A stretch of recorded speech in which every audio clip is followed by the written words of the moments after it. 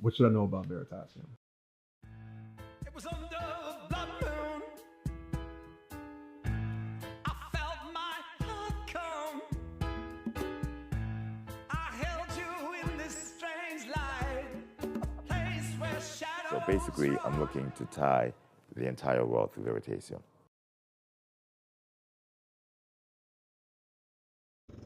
So he's a perfect example of how the rich get richer. And then a perfect example of how the poor get poorer would be someone who works, brings home money, right? Is very responsible, right? Doesn't overspend, doesn't buy things that he or she doesn't need, and puts the money in the bank. The problem is, right, they're keeping their money in a form that's used for exchange and barter, and they're acting like it's an investment. And the young lady said that money is used for something to exchange things for. It's a very good answer, right? Money is a proxy for labor, okay? But that proxy for labor was not designed, if you want to be wealthy, to stay in that form. It's designed to be put in a form that either produces income or increases in value when actual currency decreases in value, like Jeff Bezos stock, or like that steak in exchange for pizza pies when the pieces get cut up. Is there anybody who, and please speak up because I use a lot of analogies and a lot of my analogies are silly and don't make sense. And I make them extreme because I want to make sure I drive the point home. And in my attempt to make them extreme, I realize that I might not be making sense. So is there anybody who doesn't understand what I meant or has any questions or comments? I'd like to make this a conversation now instead of just hearing myself talk. So let's hear it. I do have a question. First of all, you explained it very, very well. I understand it. So my question is, how do we, the little people, save our money? Okay. The little people should not be thinking in terms of saving money because that's how you were taught. And if you continue thinking in those terms, you will always be little relative to the big people. Unless you inherited your wealth, all the big people were little people at one time. Period. As a matter of fact, even those who inherited their wealth, the guys or girls or families that they inherited their wealth from were at one time little people. Okay? So the key is to understand how wealth works and not so much to hoard a lot of money, because this conversation started with me saying the more you hoard money, the poorer you're going to be. And when I say that to the people who went through the American school system and the, common employment system, it seems like an oxymoron. It makes no sense. What do you mean if I hoard money, I'm going to be poor? The fact that I hoard money means I'm wealthier. No, it means that you've gathered more money. But again, money is the least respected asset. It's taxed the highest. It is inflated, in other words, devalued the most, and it has the lowest return. So if anything, you really, really don't want money. What you want is to have income-producing assets or assets that rise or give you a capital gain when actual currency, money, loses value. So you should think of how do we save our money? No. Where do I invest my money? Okay. You need there's a more advanced version of this conversation where we get into cryptocurrencies and digital assets and the changing role of money. But that's a more complex, or more not complex, more involved conversation. But the one reason why you need money right now, US dollars, is because you have to pay taxes. Theoretically, the only money you should have on hand should be whatever you need to satisfy your tax liability. Everything else should go into productive assets. But that's theoretically. In reality, you can't really do that because you have emergencies, and to care for those emergencies, a lot of the emergency caretakers only deal in US dollars and cash. But that's for now. I feel that's going to change in the medium term. Okay? And a lot of the people, entity, or companies that you may want to buy or barter from also only deal in US dollars. But that is rapidly changing. And the concept of money is going to change very quickly. Our company specializes, and we just won a patent, by the way, from the third largest economy in the world. And that patent basically allows us to protect the right to create mechanisms and systems and devices that will allow people to buy and sell or spend actual investments as if it was money. Okay, and they can do it with total strangers, and they can do it without knowing or trusting those strangers, which is phenomenal. So if you can spend your gold or your stocks or your house or your apartment building or your diamond jewelry, if you could actually spend that like you can spend US dollars, and those assets go up as US dollars go down in value, then why would you ever use US dollars?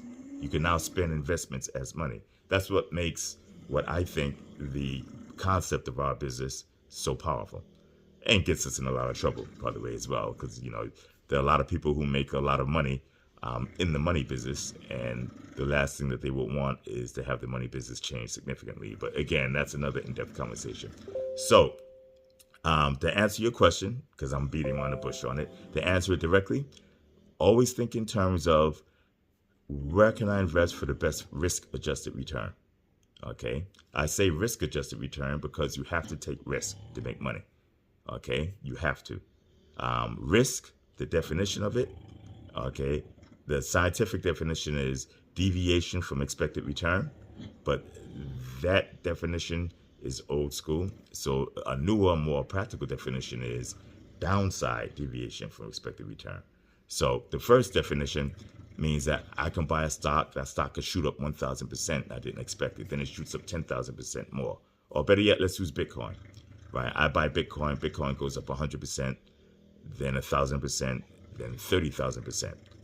Okay, that makes Bitcoin very, very risky with that old school definition. But if you bought Bitcoin, would you really have a problem with that? The more it goes up, the faster it goes up, the sharper it goes up, the happier you are. Okay, so that's not truly risk for you. Risk for you, if you bought Bitcoin and you held it, is for the price of Bitcoin to go down. So if you just use downside deviation from expected return, or a surprise when you wake up one morning and 50% of your account is gone, that's the risk that you're concerned about. Okay. So I have a question. Okay. Go ahead. That you mentioned risk. So I'm new to the United States, just under 5 years.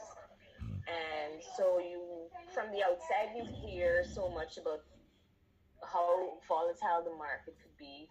You hear about inflation, you hear about so many things. Now you're here with a family and you're doing your 9 to 5 work, and you're thinking, you need to save.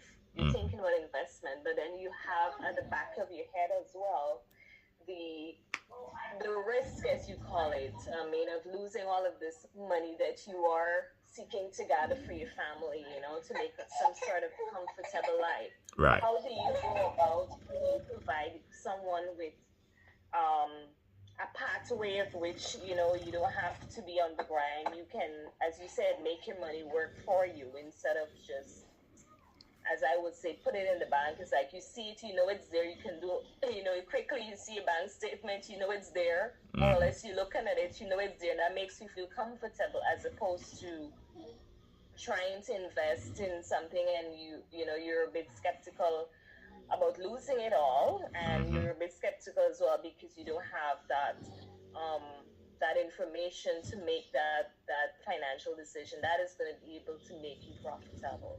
Okay. Can you just share some insights on that? Okay. Well, I'm going to be a little brisk and rude because we don't have a long time to go through a polite, politically correct version of it. You can't just listen to what they say. You should never listen to what they say. Number one, I could get in the discussion of who is they, but that's really irrelevant. My father used to always tell me, right, don't listen to what they say. Look at what they do. Okay, go to the Forbes 500 list. Look at the top 10 wealthiest people. Okay, and see how many of them, right, read their story. See how many of them got to their position by putting their money in the bank. 0.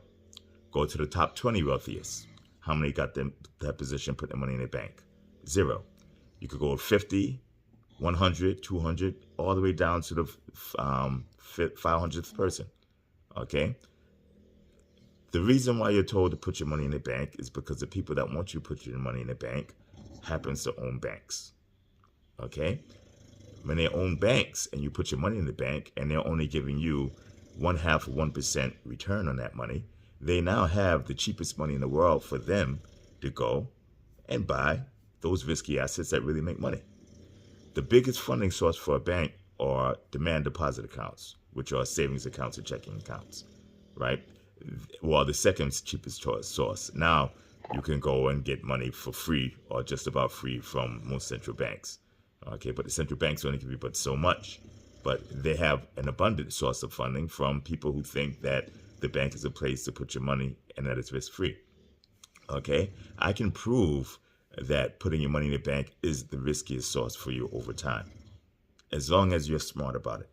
Okay, let's give examples. I'm 53 years old. Okay, is there anybody near my age or older here who's willing to admit it? Yes.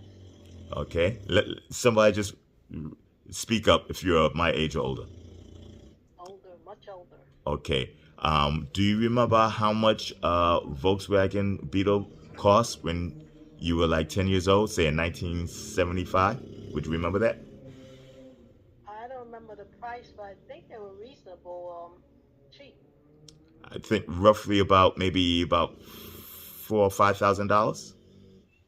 I don't know. I never had a car. Okay, let's say about $4,000 or $5,000. About 5,000 would be fair. Okay, anybody can look up the price of a Volkswagen Beetle right now, if you're on the internet. 42,000. How much?